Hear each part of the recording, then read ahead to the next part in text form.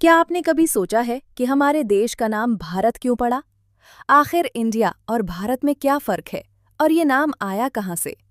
इस सवाल का जवाब हमें ले जाता है हजारों साल पुराने इतिहास और परंपराओं की ओर। सबसे पहले बात करते हैं भारत नाम की। ऐसा माना जाता है कि भारत नाम महान राजा भरत के नाम पर पड़ा। राजा भरत एक बहुत ही वीर, न्यायप्रिय और शक्तिशाली शासक थे। उनका वर्णन हमें महाभारत और पुराणों में मिलता है। कहा जाता है कि उनके शासन में पूरा देश एकजुट था और शांति व समृद्धि का दौर था।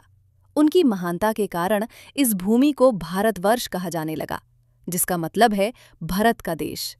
लेकिन कहानी यहीं खत्म नहीं होती। भारत शब्द का एक गहरा अर्थ भी है। संस्कृत में भा का मतलब होता है प्रकाश या ज्ञान और रत का मतलब होता है जिसमें लगे रहना।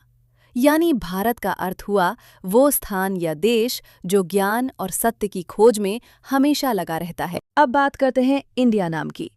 इंडिया शब्द आया है इंडस रिवर यानी सिंधु नदी से। प्राचीन समय में विदेशी लोग इस नदी के पार रहने वाले लोगों को इंडस से जोड़कर इंडियन कहने लगे और धीरे धीरे हमारे देश का नाम इंडिया पड़ गया। इसलिए आज हमारे देश के दो नाम हैं। एक है इंडिया जो अंतर्राष्ट्रीय पहचान है और दूसरा है भारत जो हमारी संस्कृति, इतिहास और पहचान से जुड़ा हुआ है।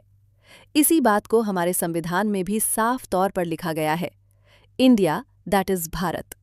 यानी दोनों नाम एक ही देश को दर्शाते हैं, लेकिन भारत नाम हमें हमारी जड़ों, हमारी परंपराओं और हमारी असली पहचान से जोड़ता है।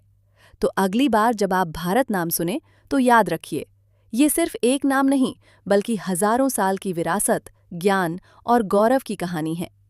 अगर आपको ऐसी ही ज्ञानवर्धक वीडियो पसंद है तो चैनल को लाइक और सब्सक्राइब जरूर करें।